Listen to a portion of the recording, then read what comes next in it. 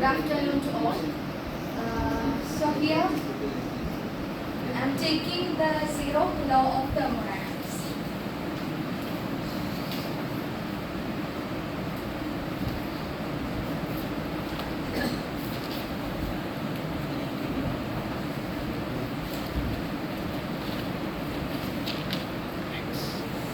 I think you all are familiar with the term zeroth law of thermodynamics.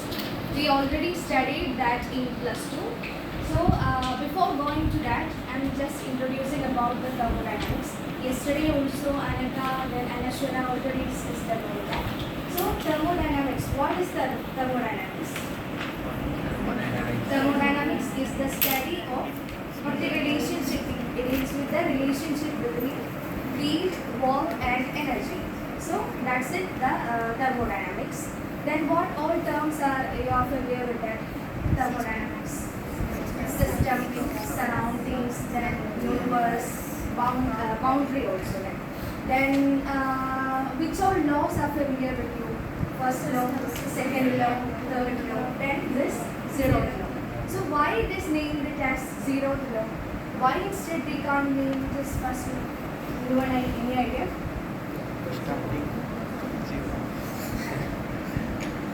So, after finding all these three laws, we found the zeroth law.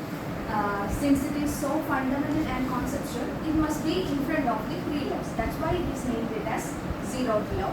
So we can go to the zeroth law of thermodynamics. So for that, we can consider three bodies. Three bodies means three thermodynamic systems. So here I am considering body A, then body B, and then body C. So the theory says that if the body A is in thermal equilibrium with body B, and if body B is in thermal equilibrium with body C, then body A must be in thermal equilibrium with body C. So if body A is in thermal equilibrium with body B, and if body B is in thermal equilibrium with body C, then the body A will also be in thermal equilibrium with body C. So mathematically, how can we define this? So we can define this based on temperature. So if TA is equals to TB, TB equals to TC, then TA must be equal to TC. So that's the mathematical definition of zeroth law of thermodynamics. So it is simple. If three thermodynamic systems are there, if three bodies are there, then if A is in thermal equilibrium with body B, then if B is in thermal equilibrium with body C, then body A is in thermal equilibrium with body C. So that's all the concept. The definition says that this law states that if two thermodynamic systems are in thermal equilibrium with a third system, then they are in thermal equilibrium with each other. That's it. So nextly we need to go through the examples and the applications of zeroth law of thermodynamics. So anyone can find any similarities in the given real life situations, zeroth law? It's simple actually. Firstly, I am saying about the mathematical definitions.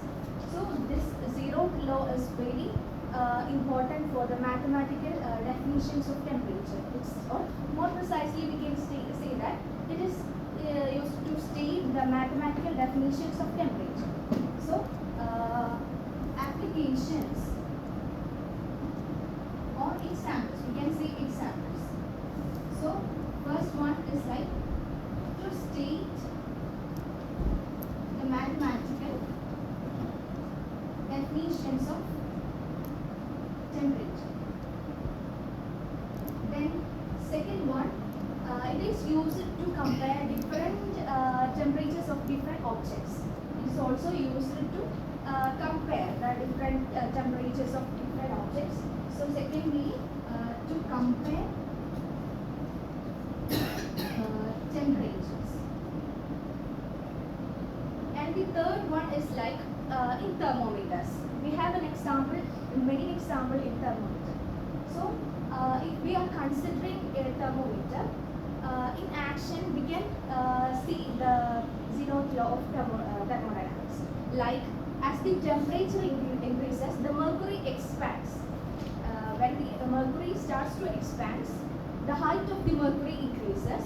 Since the height increases, it will be like we can see the change in temperature, and we can easily label the change in temperature. That's how we calculate the change in temperature in thermometer. For example, if this is a thermometer,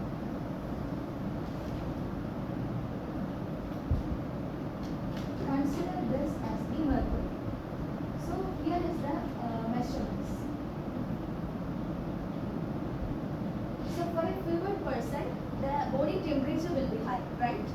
So if we are applying this thermometer to a fevered person, then the body since the body temperature is very high, the temperature change happen, right? So as the temperature of the mercury here increases, the mercury starts to expand. Since the area of the tube is constant, it can't be changed. The area of the tube can't be changed. We can only change the mercury. So since the temperature is increased, the mercury starts to expand. So since the mercury starts to expand, the height of the mercury starts to increase. The level. So by that we can easily label the change in temperature. That's how we calculate in thermometer. Okay. So the next example is like if we are putting two glasses of water in a table, then one with cold water, then one with the hot water, equal. So you will explain the word mercury. What is its relation with zeroth law? Its temperature change. Temperature change. It's explaining the video.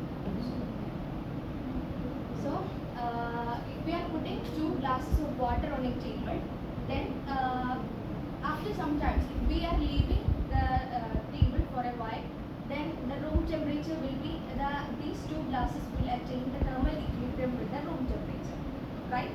So that is also an example for zeroth law of thermodynamics. So now we can see the video.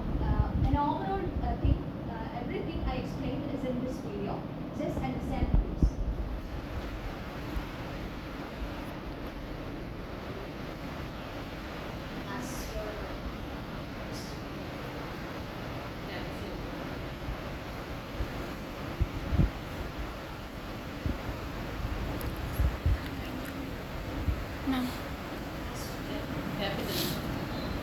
We will reference the video. We will give the link. We will give the video link in the description.